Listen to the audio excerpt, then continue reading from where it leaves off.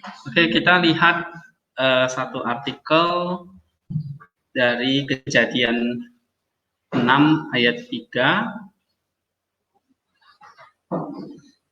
Berfirmanlah Tuhan, rohku tidak akan selama-lamanya tinggal di dalam manusia, karena manusia itu adalah daging, tetapi umurnya akan 120 tahun saja. Ya, nah ini tadi kita belajar Ibrani, kalau diterjemahkan secara literal, Tuhan berfirman, ya kan, rohku tidak akan selama-lamanya bergulat di dalam manusia itu, ya kan?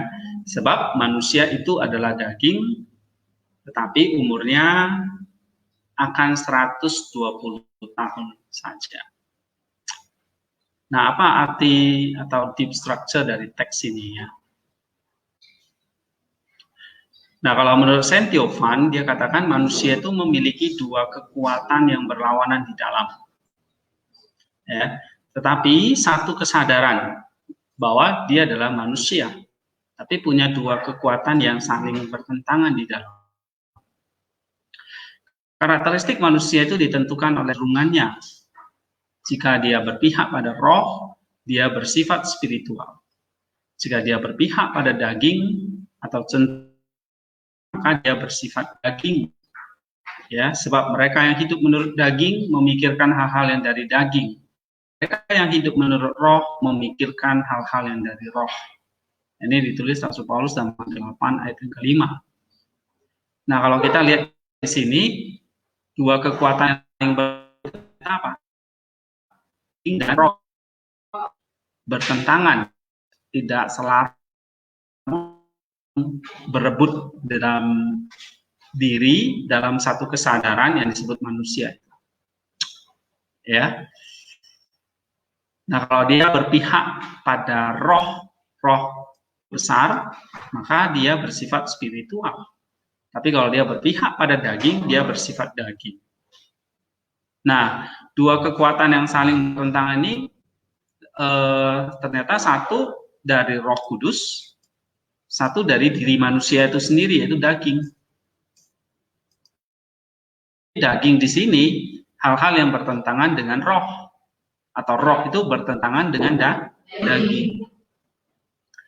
Nah, daging di sini jangan pikirkan ini kayak darah atau apa ya, atau tubuh kita ya, atau kayak daging binatang gitu ya.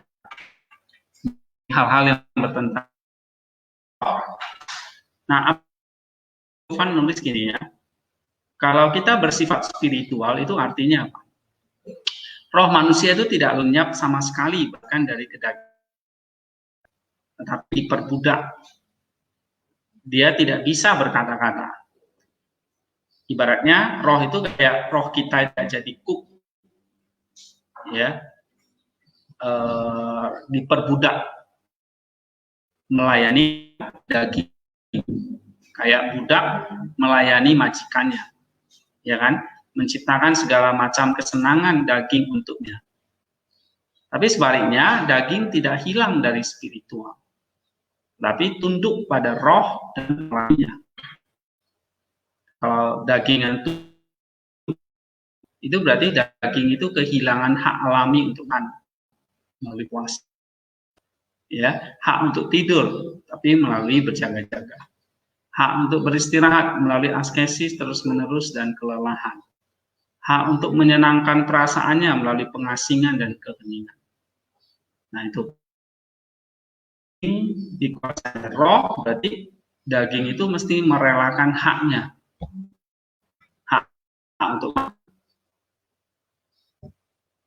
di tak puasa, hak untuk tidur melalui berjaga-jaga, ya.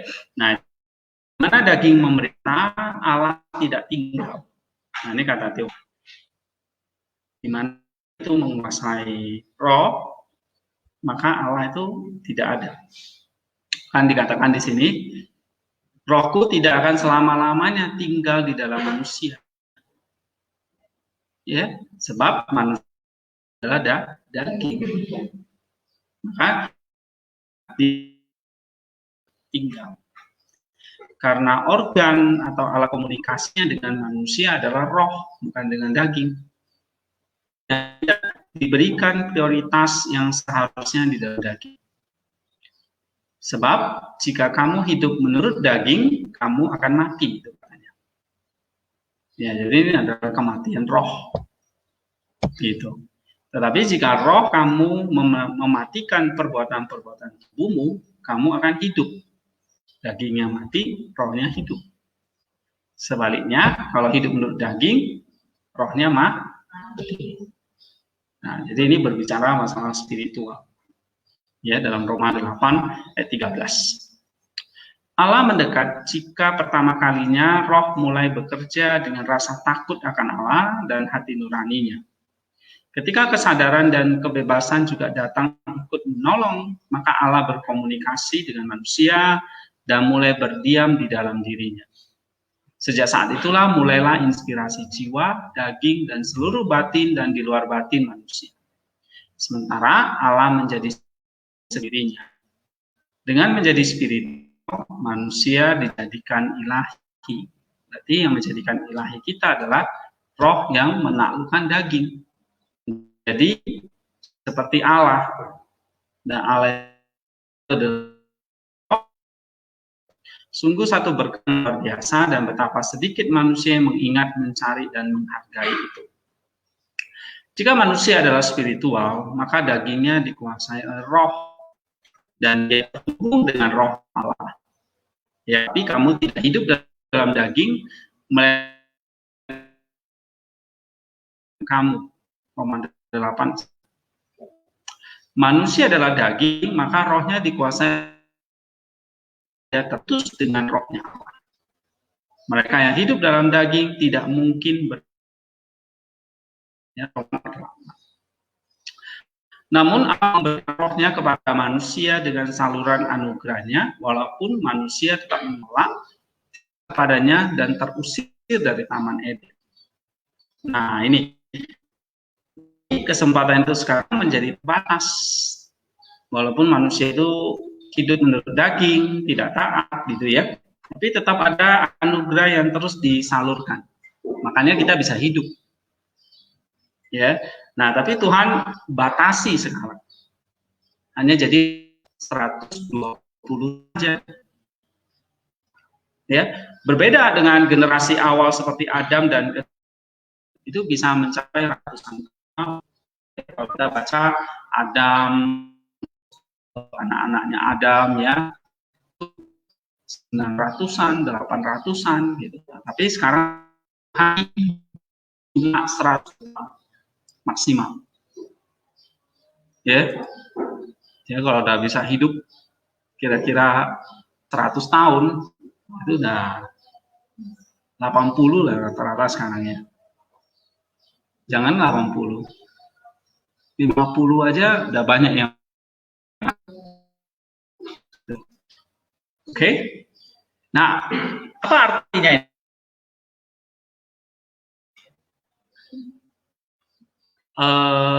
Waktu 120 tahun. Artinya ini, waktu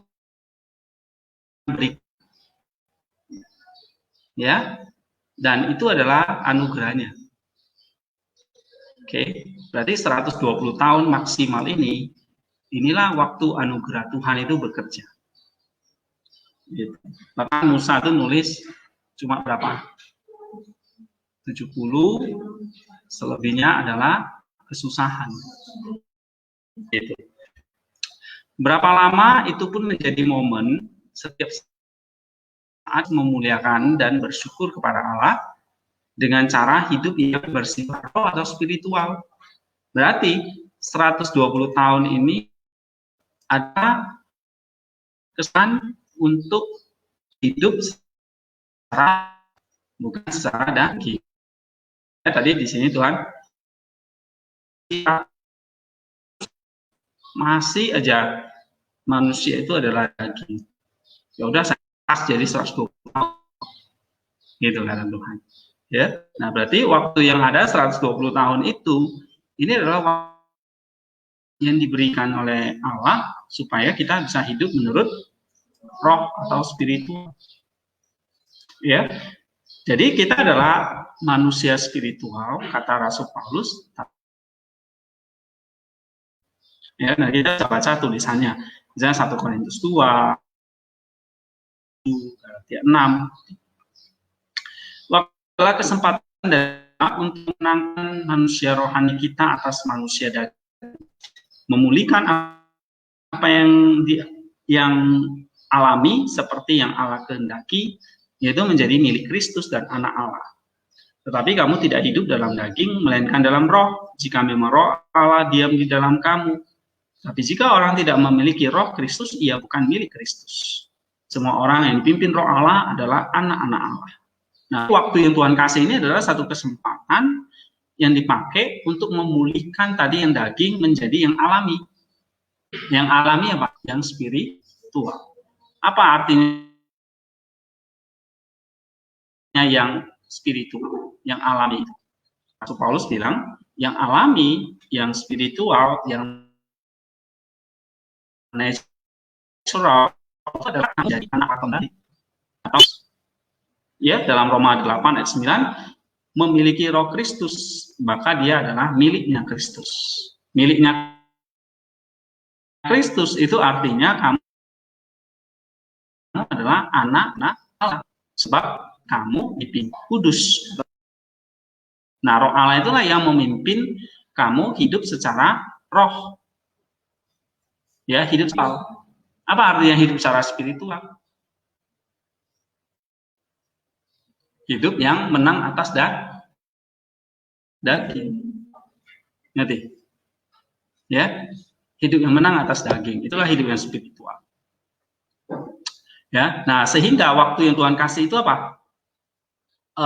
Adalah waktu yang kita pakai untuk memulihkan keadaan itu.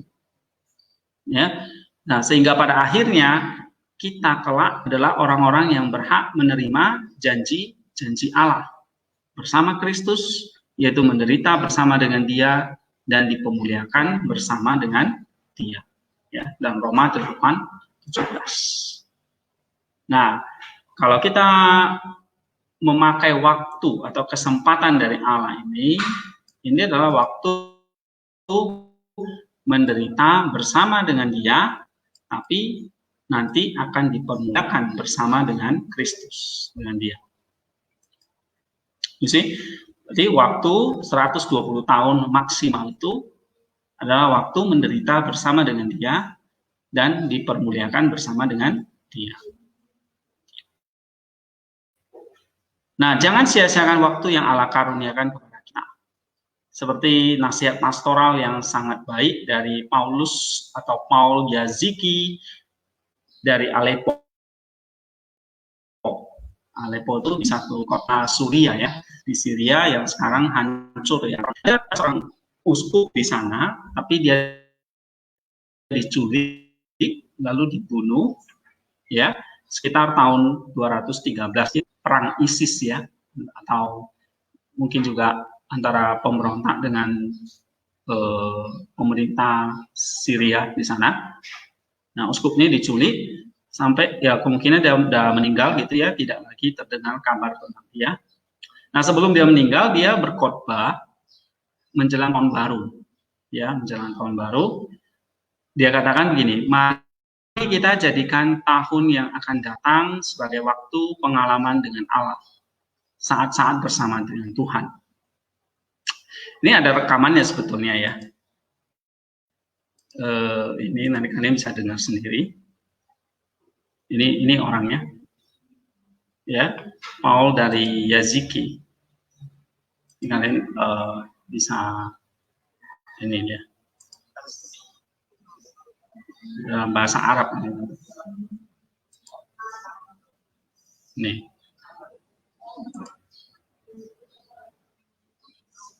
Bisa ganti slide-nya.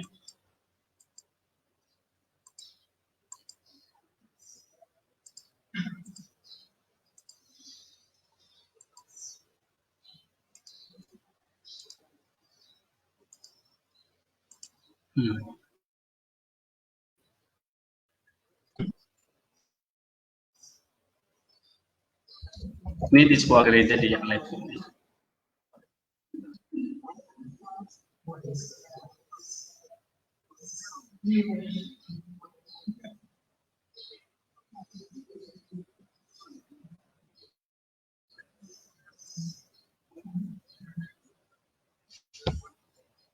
Nih. Not itself, the church advises us to deal with it by praying, fasting in case of surrounding, and praying in case of chronology. Time is of two types: natural, universal time, which is right and day and the pacing of hours. Nah, ini saya sudah terjemahkan ya. Ini saya sudah terjemahkan, dia katakan ini bagus tentang waktu yang Tuhan kasih ya. Dalam nama Bapa, Putra, dan Roh Kudus. Ada dua dimensi di mana manusia melalui itu menyelesaikan hidup mereka. Dimensi pertama adalah tempat di mana Anda berada. Di mana seseorang berada dan apa yang ada di sekitarnya, di lingkungannya. Dan terhadap lingkungan ini, gereja menasihati kita agar berpuasa, yaitu kesucian untuk menangani segala sesuatu dan semua orang di sekitar kita dengan kemurnian dan kesucian, bukan dengan keegoisan dan konsumsi. Dimensi pertama itu lingkungan kita ada, ditangani dengan apa? Berpuasa. Itu menghadapi segala lingkungan, ya. Ya udah nanti, ya. Nah, untuk menghadapi segala lingkungan atau menghadapi atau mengatasi lingkungan di sekitar kita, dia katakan apa? Kita melatih berpuasa. Ya, tapi ada dimensi kedua yaitu waktu. Nah, gereja menasihati kita untuk menghadapinya dengan berdoa. Ya, lingkungan dengan puasa, waktu dengan berdoa. Berpuasa dalam dimensi lingkungan atau ruang, dan berdoa dalam dimensi kronologi atau waktu. Waktu terbagi dalam dua jenis. Waktu universal alami, inilah waktu seperti siang, malam, dan berlalunya waktu, dan waktu alam ini tidak memiliki makna spiritual. Waktu itu sama untuk semua orang. Ya, satu hari 24 jam misalnya. Ya, itu waktu yang pertama. Tetapi ada satu lagi yaitu waktu pribadi atau waktu sejarah pribadi. Waktu itu sedang mencatat, bukan hanya sejarah, tetapi mencatat setiap saat apa yang kita inginkan dalam sejarah kita. Ini waktu pribadi namanya. Ya, dia ada waktu kronologis, waktu semua orang 24 jam, tapi ada waktu pribadi. Karena itu gereja menasihati kita untuk berdoa. Doa tidak hanya saat kita menghadiri liturgi ilahi atau di ruang selama 15 menit, atau saat kita berdoa sebelum makan atau sebelum tidur. Ya, ini adalah penjelasan singkat tentang doa.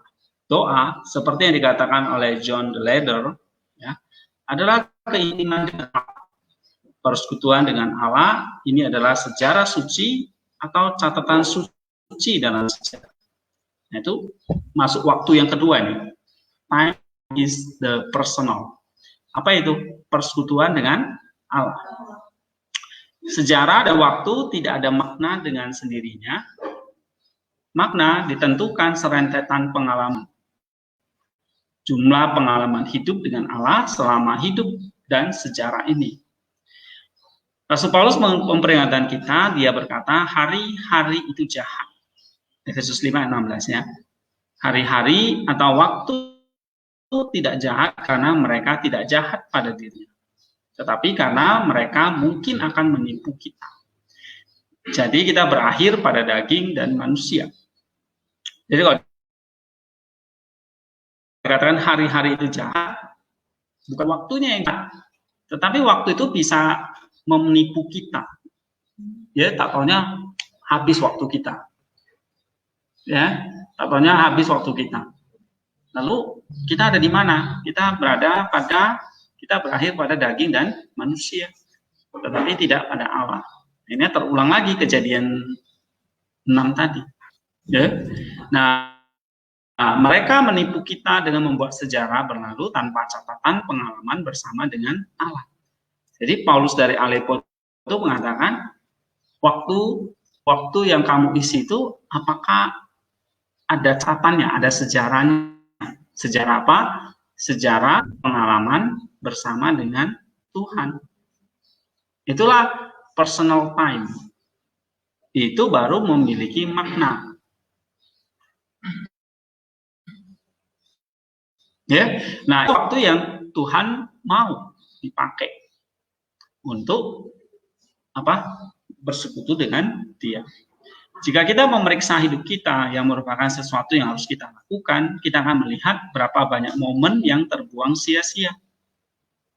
Dalam berbagai pengalaman dan dengan orang-orang, kita tidak dapat menulis satu pengalaman bersama.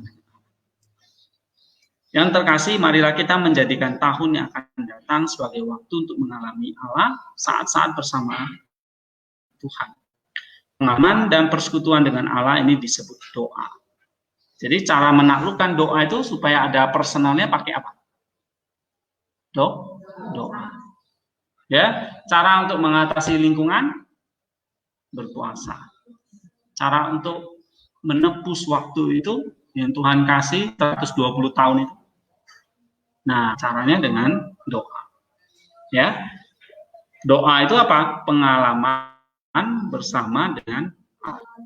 Sementara kita membaca kitab suci, kita berdoa, doa Bapa kami, misalnya kita melayani orang miskin, kita mengajar anak-anak kita, selama kita menempatkan Tuhan di depan kita, ini adalah pengalaman Tuhan. Jadi itu adalah doa. Sehingga doa itu bukan lagi aktivitas, tetapi menjadi sebuah pengalaman dengan Tuhan. Ya, menjadi satu apa? Satu pengalaman bersama dengan Allah.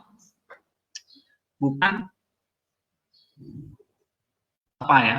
Bukan kita mengajarin Allah atau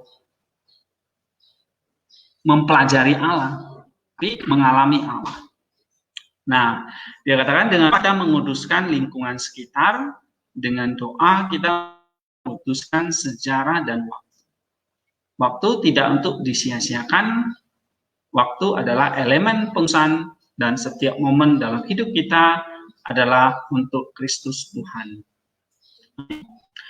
Nah, ini satu artikel yang kesaksian yang baik ya dari Paulus Aleppo ini. Apa yang kalian pelajari di sini? Kalau saya tanya kalian dalam kaitannya, misalnya kalau ini dijadikan sebuah artikel, apa thesis statement-nya? Latar belakangnya apa dulu? Latar belakangnya banyak manusia hidup dalam daging. Lalu di sini argumentasinya apa? Masalahnya adalah Tuhan udah kasih waktu yang banyak, ratusan tahun. Tapi Tuhan akhirnya batasi, cuma 120 tahun. Ya, kenapa? Karena manusia adalah daging. Itu problemnya kan? Nah, dari problem itu, lalu apa thesis statement-nya? Apa yang akan kamu jawab? Di sini apa yang kamu jawab?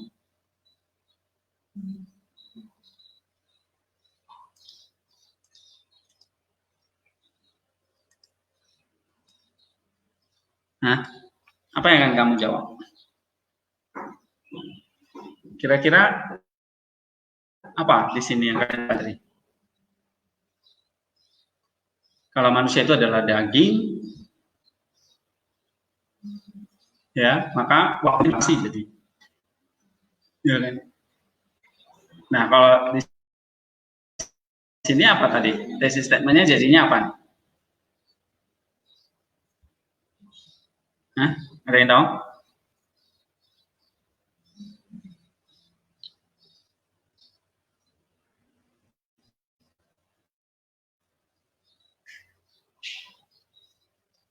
Kalau manusia adalah daging dan waktunya terbatas, maka di sini artikel ini mengusulkan apa?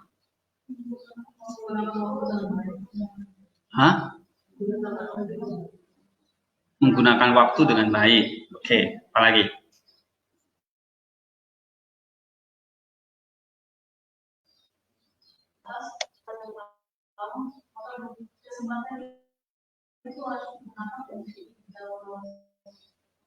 Hidup di dalam roh, ya. Oke.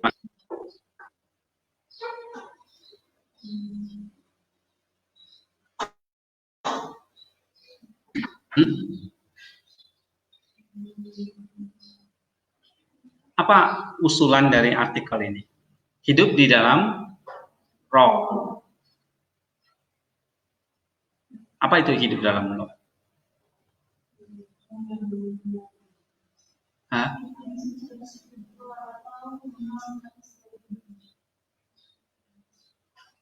Nah, ini toh. Ya, ini loh masalah waktu. Ya. Nah, kalau dikatakan kalau manusia itu adalah daging, maka bagaimana menggunakan waktu itu mengubah kedagingan itu menjadi roh. Ya, seperti yang Paulus katakan. Oke. Kalau kamu hidup menurut daging, kamu mati.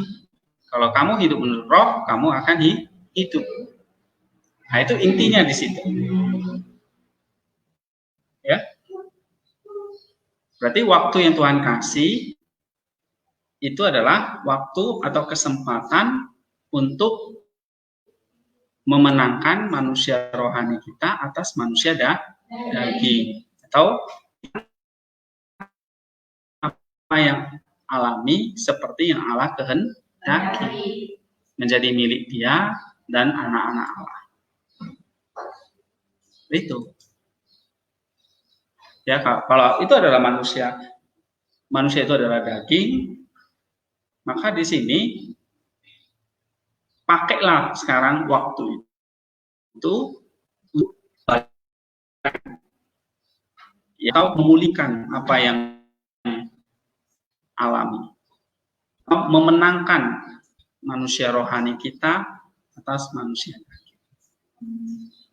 Ya kan? Itu tesisnya. Lalu caranya gimana ini? Memenangkan, memulihkan apa yang alami tadi. Caranya gimana? Hah?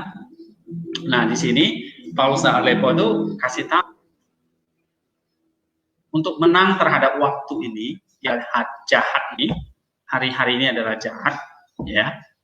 Pertama, kamu mesti berpuasa.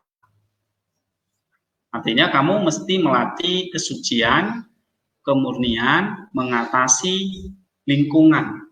Artinya segala sesuatu yang di sekitar kita. Itu kan selalu menggoda kita. Ya kan, misalnya makanan, misalnya uang, pakaian, dan semua hal yang ada di sekitar kita. Oke, itu ditangani dengan berpuasa. Tapi berpuasa bukan sekedar berpuasa mulut. Artinya berpuasa dari makanan, tapi juga berpuasa terhadap hal-hal sekitar. Itu maksudnya. Ya. Nah, bagaimana memenangkan waktu? Tadi cara yang pertama, Pak, berpuasa. Yang kedua, nah itu, ya, berarti doa itu adalah kita memakai waktu menjadi personal.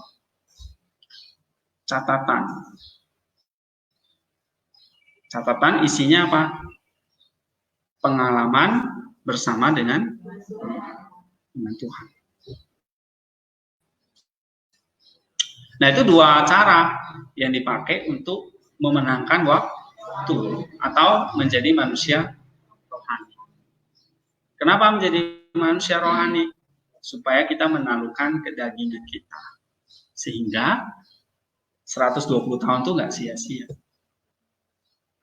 Ya, nah sekarang kita tinggal lihat aja, kita udah dikasih waktu sama Tuhan tuh berapa tahun? Seniman berapa tahun? Sudah berapa tahun? 22 tahun. Hah?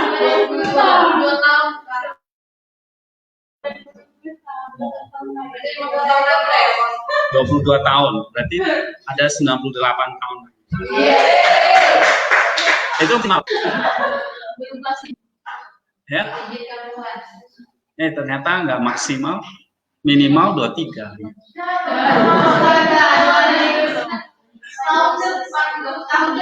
Kita nggak tahu kan? Itu kan maksimal. Nah, terus di sini apa sih artinya waktu 120 tahun itu?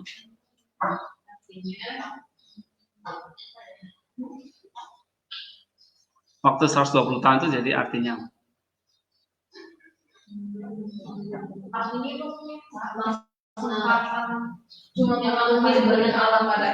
kesempatan untuk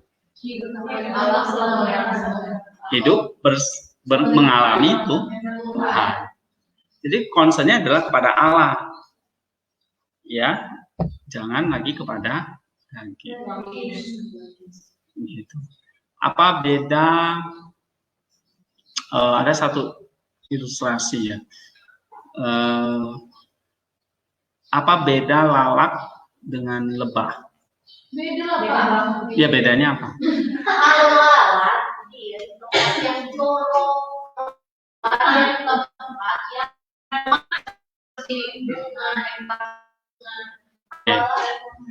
Nah, kalau kita ditarik dengan pelajaran ini,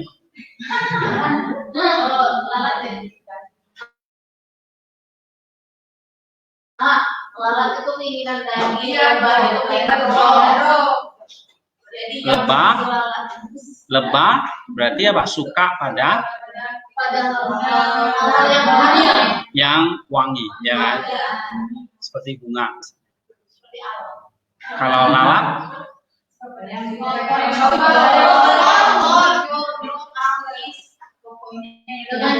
nah jadi kalau misalnya lebah dengan lalat itu bertemu, mana yang bau? Lalat ya. Ya.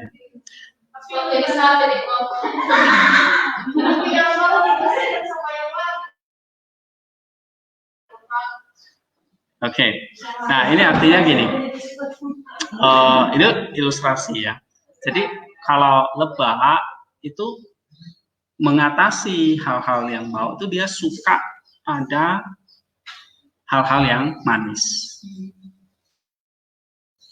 Nah gitu hidup kita juga itu mungkin setiap orang kita di sini tadi ya dua kekuatan yang berlawanan kan, ada lalatnya, ada lebahnya di dalam diri kita.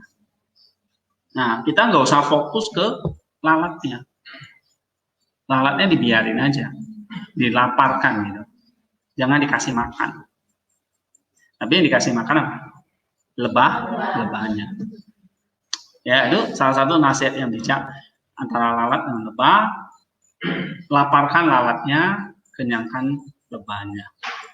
Nah itulah artinya itu dengan cara melakukan hal-hal yang bersifat roh seperti berpuasa dan berdoa ini. Nah jadi di sini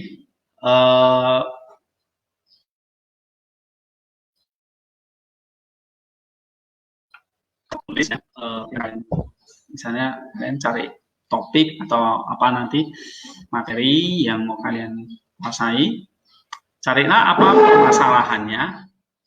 kesalahannya, lalu apa argumentasinya, jawabannya gitu ya, tesis statementnya, langsung bentuk tesisnya, hipotesis ya boleh diduga dulu atau sudah langsung jawabannya, and then poin-poinnya.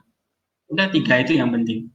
latar belakang masalahnya, tesis statementnya, dan poin-poin pembahasannya. Nah, kalau di sini poinnya apa?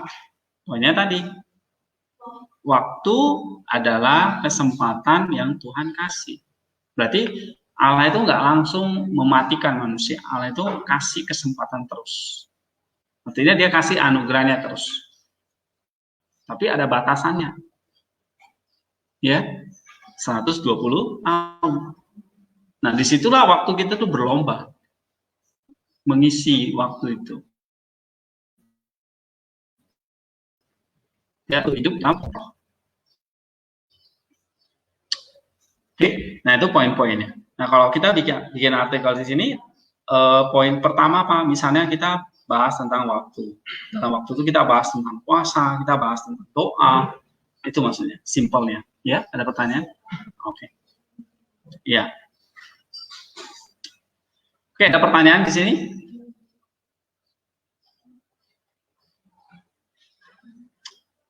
Kalau nggak ada,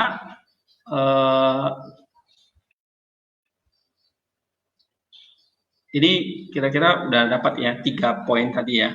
Latar belakang masalah, tesisnya, dan poin-poin dari tesis itu.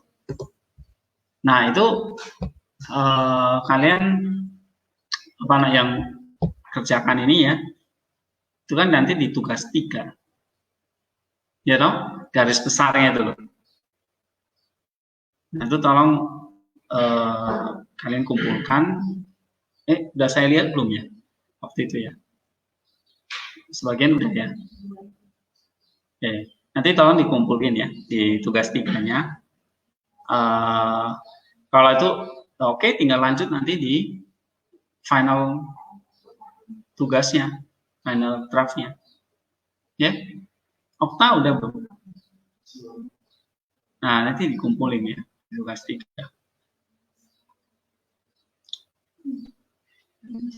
Yang ini yang satu lagi sebenarnya adalah kesimpulan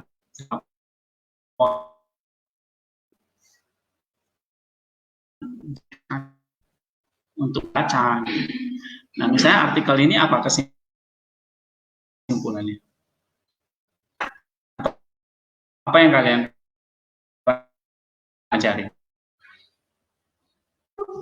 Nah, apa yang kalian pelajari? Misalnya,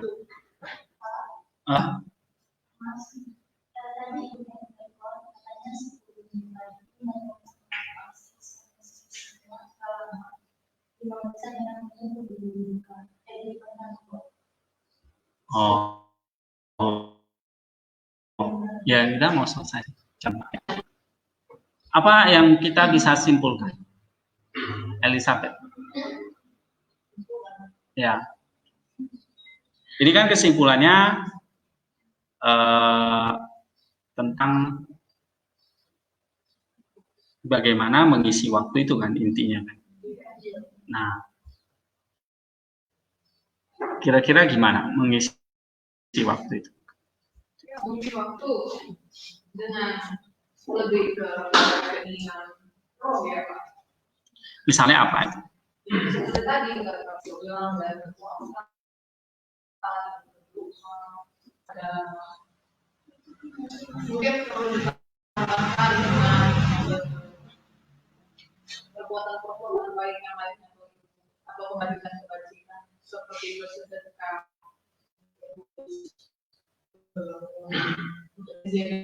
juga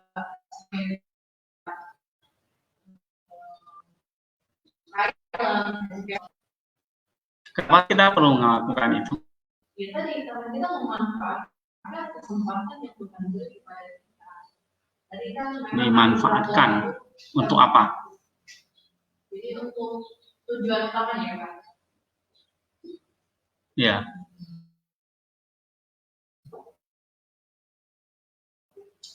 Kalau saya informasi itu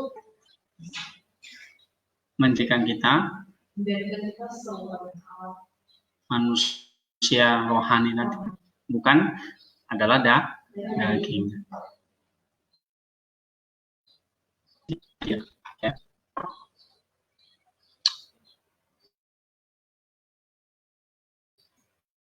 Oke, kalau lagi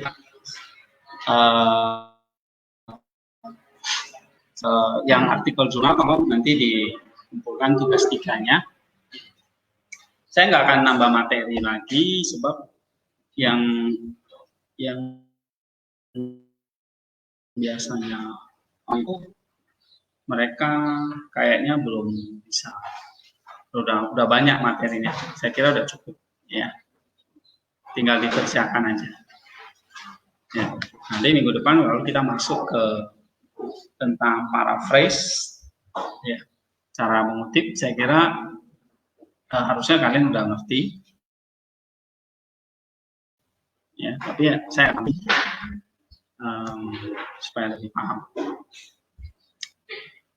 Ya udah, kalau mau kumpul, ya.